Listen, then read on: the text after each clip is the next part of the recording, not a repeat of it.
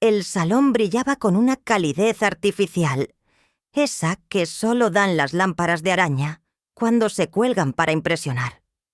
El dorado jugaba con los reflejos de las copas de champán y los cubiertos tan impecables que parecían más de museo que de mesa. A mi alrededor las carcajadas se mecían entre manteles de lino marfil y el perfume de gardenias, la flor preferida de Valeria, flotaba como una mesean amenaza invisible. Ocupaba mi lugar en la mesa principal, no como invitada de honor, sino como el eco lejano de un pasado que todos fingían no recordar. Estaba lo bastante cerca de la pareja como para mantener la apariencia, pero lo bastante alejada como para no tener voz. Llevaba un vestido verde esmeralda, el mismo que usé en la graduación de Javier. Ahora me colgaba de los hombros un poco más flojo. Este último año había adelgazado. El duelo te devora por dentro sin hacer ruido como la carcoma. Aún así me mantuve erguida. Una vida entera enseñando literatura te deja esa manía espalda, recta, barbilla alta, las manos delicadamente cruzadas sobre el regazo. Nadie me vería doblarme aquella noche. Javier se rió por algo que Valeria le murmuró al oído. No me miró. No lo había hecho en toda la cena. Procuré no dejar que esa herida vieja sangrase de nuevo la que abre criar a un hijo sola, entregarle todo y ser borrada con modales suaves pero eficaces. Entonces, Valeria se levantó. Esbelta, fría. Su vestido blanco parecía sacado de un catálogo de pretensiones. Uno de esos que no dice «estoy feliz», sino «merezco algo mejor». Golpeó su copa con una cucharilla y el murmullo del salón se disolvió, como si alguien hubiera apagado el interruptor de la alegría. «Quiero proponer un brindis», anunció. Su voz era clara, segura, demasiado afilada para lo que decía. Por los nuevos comienzos, por dejar atrás lo que nos ancla, por construir una vida sin el peso de lo que ya nos suma, por fin liberarnos de ciertas cargas. Y entonces giró la cabeza hacia mí. Su sonrisa desapareció sin esfuerzo como si se la hubiese quitado con una servilleta. Desde el primer día me has dado asco. Las palabras no estallaron. Cayeron pesadas y crueles como monedas en un ataúd. Nadie reaccionó al instante. Alguien ahogó una exclamación. Otra invitada soltó su servilleta, pero no se inclinó a recogerla. Todas las miradas se dirigieron a Javier, que se limitó a parpadear y ajustarse el gemelo con lentitud, como si el insulto no fuera para él. Yo no parpadeé, ni siquiera pestañeé. Sonreí. Y con el más leve de los gestos, 2 dedos apenas alzados desde el borde de la mesa, hice una señal a Rubén, el maestro de ceremonias, que aguardaba junto a la consola de sonido, quien respondió con un gesto apenas perceptible. Fue entonces cuando todo comenzó con unos zapatos de charol, afilados como cuchillas, y unos tacones tan exageradamente altos que parecían diseñados para marcar territorio. Cada pisada sobre las baldosas de mi cocina retumbaba como un veredicto. Valeria no entró en mi hogar, lo invadió. Sus ojos no se limitaban a mirar, inspeccionaban, juzgaban. Paseó la vista por mis cortinas desteñidas, la mesa baja de otra época, la foto de Javier en su obra de teatro del instituto. Qué pintoresco, soltó dejando el bolso sobre el sofá, con el mismo cuidado con que se deja algo valioso en un vertedero. Javier, ajeno a todo, sonreía como un niño iluso. Le ofrecí un té, lo rechazó sin pestañear. Se lo serví igual. En ese instante, supe que no venías a integrarse, sino a desplazarme. Los cambios no tardaron en llegar, disimulados pero punzantes. Javier, que siempre elogiaba mi pozole como si fuera manjar de dioses, empezó a juguetear con la cuchara. Valeria dice que deberíamos reducir la carne roja, murmuraba, para luego irse con ella al día siguiente a devorar costillas en una parrilla de moda. Comentaban mis jerseys, se preguntaban si alguna vez había considerado renovar mi armario. Valeria propuso llevarme de compras para modernizarme un poco, como si yo fuese su proyecto de beneficencia. Al principio quise creer que eran simples roces, el proceso natural de alguien adaptando su nueva vida. Pero no era equilibrio, era deslizamiento. Pronto mi hijo dejó de venir salvo que se rompiera algo o necesitara dinero. Los mensajes sustituyeron las llamadas, y cada palabra escrita se sentía más fría que la anterior. Valeria en público era dulzura empalagosa. En cenas y reuniones familiares me llamaba mamá. Clara me rodeaba con el brazo y se reía con escándalo de anécdotas que yo ni recordaba contar. Pero cuando la puerta se cerraba, su presencia se evaporaba. No preguntaba por mí, no me dirigía la mirada si Javier no observaba. Siempre estaba pendiente del móvil con los dedos deslizándose frenéticamente por la pantalla, como si el estar en mi salón fuera una penitencia. No dolía solo su indiferencia, dolía lo rápido que Javier la adoptó. Dicen que el desgaste es lento, pero con la presión adecuada incluso una roca se rompe en segundos. Yo no lo comprendía del todo entonces, pero la fisura ya estaba hecha y solo haría falta una carpeta. Una carpeta olvidada para... Abrí de par en par la puerta de la antigua habitación de Javier.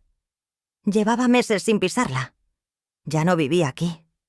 Él y Valeria tenían su propio piso, uno que en parte se sostenía gracias a un préstamo para el que intercedí cuando el banco dudó. Aún así, aquel cuarto seguía siendo un santuario detenido en el tiempo. Las paredes azul desteñido, el escritorio donde escribió los ensayos de la universidad. Nada había cambiado. Solo entraba de vez en cuando para sacudir el polvo y evitar que el aire se volviera tan rancio como algunos recuerdos. Al levantar el colchón para estirar una sábana, noté el borde de una carpeta manila asomando junto a la pared. No estaba escondida, solo abandonada, como si su contenido ya no importara. Mis dedos la sacaron instintivamente. Años de revisar exámenes y clasificar solicitudes de becas me habían entrenado para detectar secretos por el tacto. La carpeta se abrió sin resistencia. Lo que guardaba dentro no tanto. Encima de todo un contrato de préstamo. Mi nombre. Mi casa como aval. Pero la firma no era la mía. Se parecía sí, pero era una imitación, una falsificación ensayada con descaro. Pasé las páginas como si al hacerlo deprisa pudiera cambiar lo inevitable.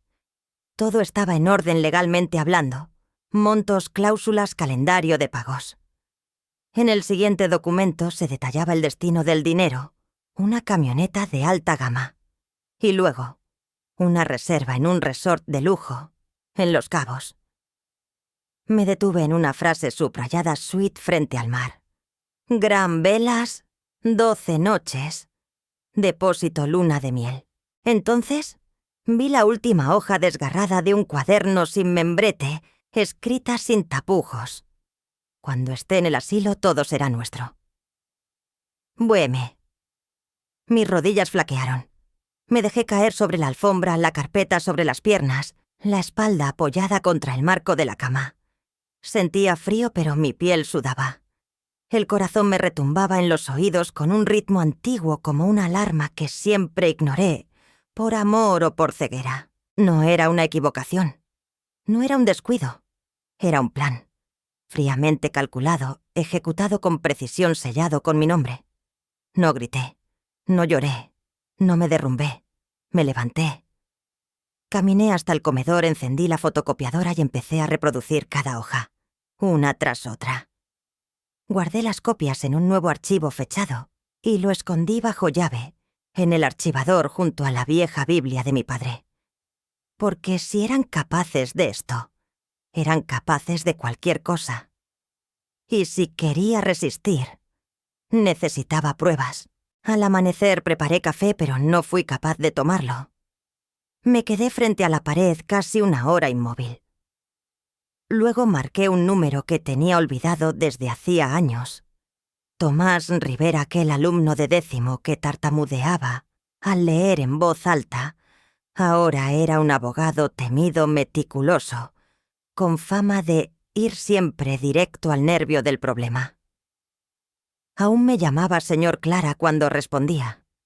Le conté todo sin respirar entre frases, la firma falsificada, los pagos, la nota infame. No buscaba consuelo, buscaba una estrategia.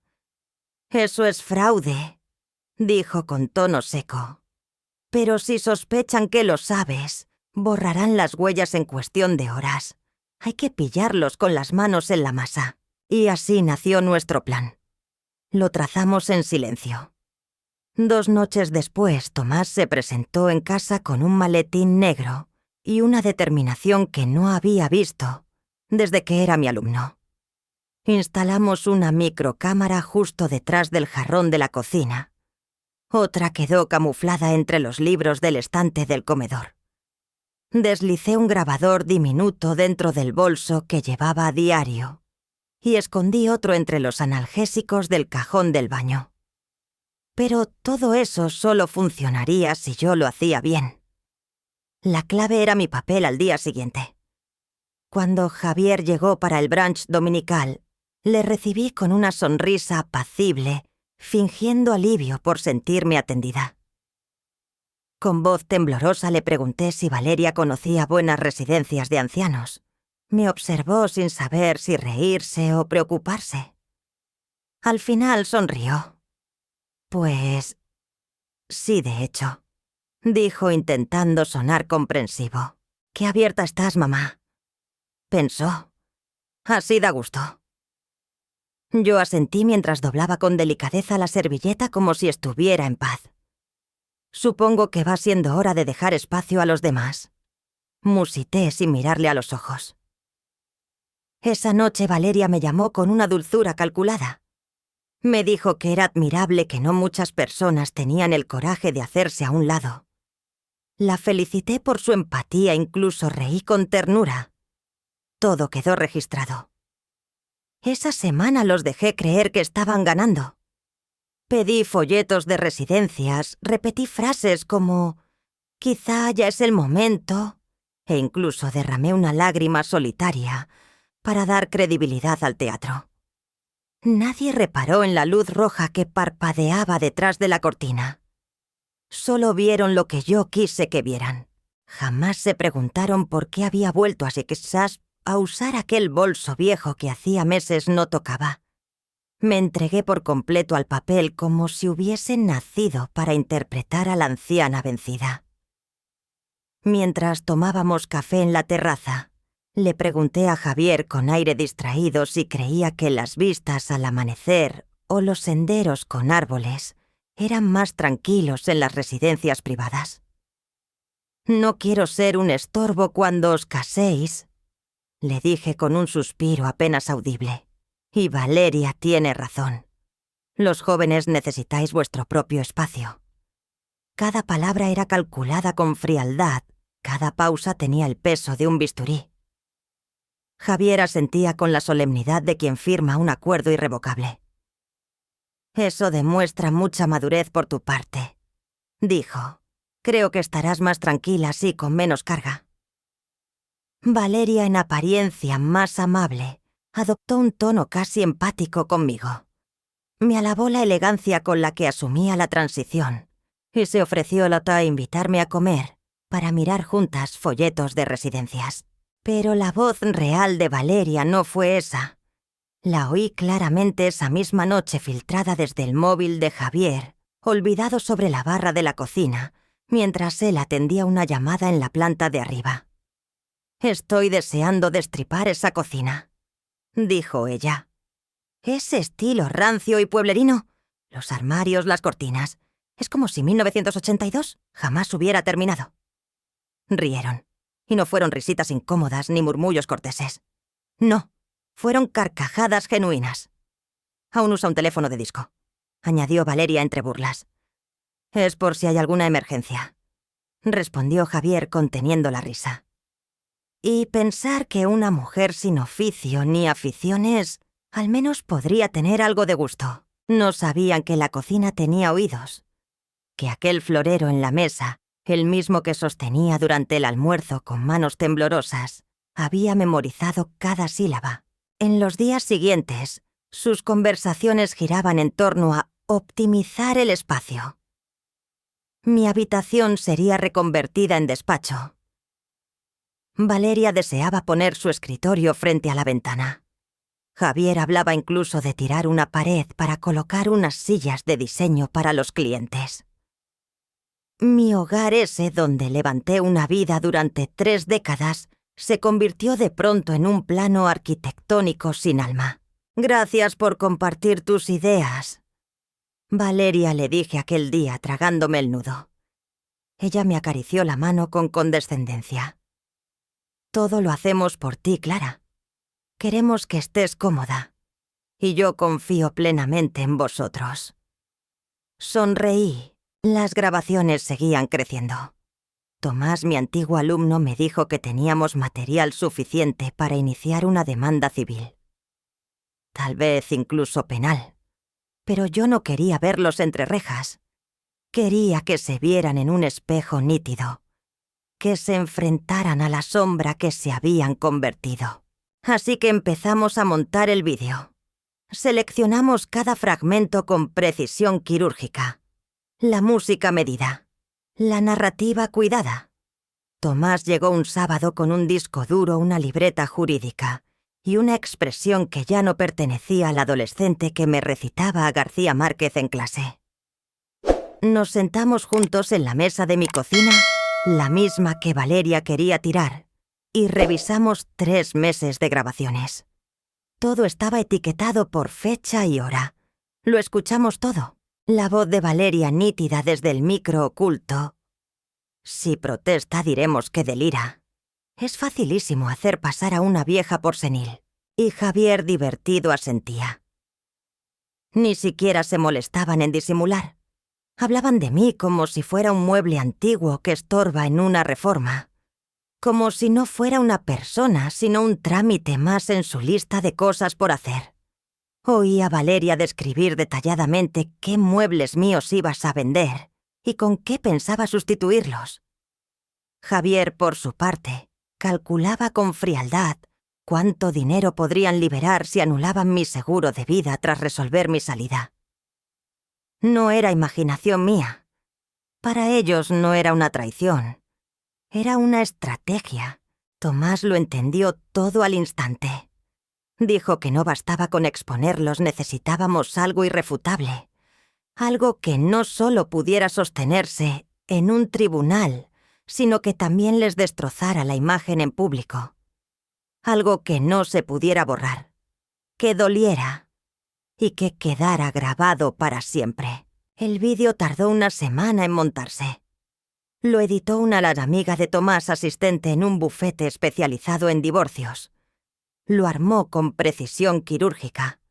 Comenzaba con suavidad imágenes de Javier de niño yo, acunándolo en el hospital. Sus cumpleaños, su graduación del instituto. Piano suave de fondo, transiciones lentas y cálidas. Un tributo impecable de una madre orgullosa. A mitad del vídeo la pantalla se fundía a negro. Y ahí todo cambiaba. Documentos escaneados, los mismos que falsificaron para sacarme del medio, aparecían uno tras otro. Una nota manuscrita de Valeria, donde detallaba cómo tomarlo todo. La voz grabada de Javier, clara, sin filtros. Solo tenemos que deshacernos de ella en silencio. Todo con sellos de tiempo, subtítulos y el audio impecablemente limpio. La música también viraba primero apenas perceptible, luego punzante, afilada como una cuchilla que se hunde sin avisar. Lo vi 3 veces antes de volver a respirar con normalidad. Era devastador, pero justo. El último fotograma era el más simple y brutal, fondo negro, letras blancas. Dijeron que estorbaba. Yo respondí que vean el camino. Tomás se dejó caer hacia atrás en la silla cuando terminó de revisar el vídeo. Esto no es una prueba, murmuró. Es arte. Asentí en silencio cerrando la tapa del portátil con la misma precisión con la que se afila un cuchillo, antes de la estocada final. Faltaban 6 días para la cena de compromiso, y Rubén Holguín seguía teniéndome una deuda pendiente. El bullicio del salón comenzaba a disiparse como espuma tras una tormenta. Las conversaciones bajaban de tono, las copas chocaban suavemente. Me senté sin hacer ruido manteniendo la mano debajo de la mesa y aferrada al pequeño mando a distancia. El plástico helado me anclaba hasta la calma. Valeria se puso en pie con una elegancia ensayada. Antes de que levantara siquiera la copa, el foco de luz ya la había encontrado como si fuera la estrella de un teatro sin alma. Su sonrisa era perfecta robótica, la había practicado 1000 veces. No me dirigió ni una sola mirada, hasta que todos los ojos del salón la rodearon. «Quiero daros las gracias por acompañarnos esta noche», empezó con una voz tan melosa que empalagaba. «Javier y yo estamos profundamente agradecidos por vuestro cariño, vuestro apoyo y vuestra confianza en nuestro futuro. Aplausos moderados, corteses. Y quiero dar un agradecimiento especial a Clara», añadió de pronto. Entonces sí me miró, pero no era una mirada de afecto. Era un bisturí. Hace falta coraje para saber cuándo soltar, para aceptar que ha llegado el momento de pasar el relevo. Prosiguió. No es común encontrar a alguien que sepa cuándo su papel ha terminado. Un silencio tenso se instaló entre las mesas. Alguien se aclaró la garganta. Otro bajó la vista al mantel. Pero Valeria mantenía la sonrisa inquebrantable. Yo le devolví la mía serena y levanté 2 dedos sutilmente en dirección a Rubén, en la cabina de sonido. Las luces se atenuaron y la pantalla cobró vida. Sobre fondo negro y elegante, letras doradas emergieron. Un tributo a Javier. El amor de una madre. Una melodía de piano comenzó a sonar envolviendo el ambiente con falsa dulzura. Aparecieron imágenes Javier en mis brazos, Javier soplando velas, Javier el día de su graduación. Algunos sonrieron, otros enjugaban una lágrima discreta. Y entonces, la pantalla se fundió en negro. La voz de Valeria llenó la sala amplificada, nítida, imposible de confundir. Si se queja, diremos que está desvariando. Luego la voz de Javier. Ni siquiera sabrá que la golpeó. Un murmullo de horror jadeos. Y después los documentos. La firma falsificada. Los movimientos de mis cuentas. La reserva en Los Cabos. Mi casa hipotecada sin mi consentimiento. Y por fin, la joya, una nota escrita a mano por Valeria. Cuando esté en la residencia todo será nuestro. El salón quedó congelado. Nadie se atrevía a aplaudir. Nadie reía ya. Pero tampoco me miraban a mí. Todos los ojos estaban fijos en ellos. Podías oír cómo el silencio se hacía sólido. Las risas se habían evaporado entre el tercer sello de tiempo y la segunda firma clonada. Las copas de vino suspendidas a medio camino entre la mesa y los labios. Y las voces. Sus propias voces implacables rebotando por las paredes en sonido envolvente. La vieja tiene dinero. Hay que sacarla de esa casa, decía Valeria con esa seguridad arrogante de quien ya se siente ganadora. Ya firmó. Es todo nuestro, respondía Javier con una indiferencia que cortaba el alma. Los documentos seguían desfilando. Préstamos fraudulentos, contratos manipulados, accesos ilegales a mis finanzas. Cada página era una puñalada, pero también una prueba. Y esa noche por fin la herida sangró. Pero en la dirección correcta. Una frase proyectada en pantalla captó la atención de todos los invitados. Póliza de seguro de vida cancelada tras reubicación. Un murmullo contenido se deslizó entre los presentes. Alguien desde el fondo soltó un jadeo audible. Otro más cerca susurró: «¡Dios mío!». Javier se levantó de golpe empujando torpemente la silla que chirrió contra el suelo. «Mamá, ya vale».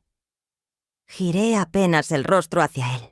Sin elevar la voz, con la templanza de quien ya no tiene miedo, le espeté: «Siéntate. Siempre soñaste con una noche que nadie olvidará. Pues aquí la tienes». Se desplomó de nuevo en su silla pálido. La pantalla siguió escupiendo recuerdos clips de Valeria, burlándose de mi ropa Javier, mofándose de mi memoria los dos, riéndose durante una cena sobre lo fácil que era manipularme. Todo transcurría como un accidente a cámara lenta, imposible de ignorar, imposible de frenar. Y entonces, cuando la última imagen se desvaneció, apareció una pantalla negra. Letras blancas. «Esto es lo que sois». El ambiente cambió al instante. No solo en la sala, sino entre todos los que una vez fingieron no ver. El padre de Valeria se levantó sin emitir palabra. Su madre lo siguió cubriéndose el rostro de vergüenza.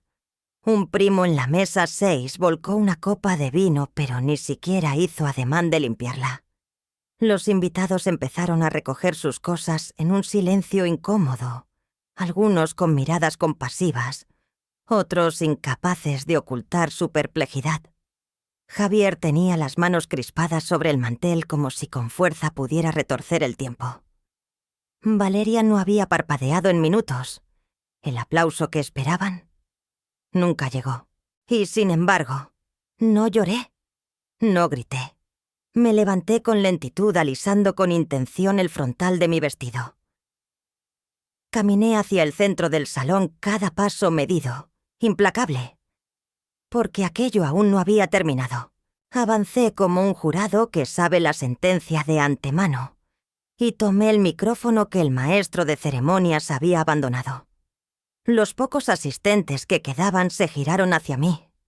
En sus rostros una mezcla de respeto atónito, compasión y algo más profundo, una súbita conciencia. «Gracias a todos», dije, mi voz firme, intacta. «Acabáis de ser testigos de lo que escondí durante demasiado tiempo. Pero antes de que esta noche concluya, aún queda una verdad que compartir».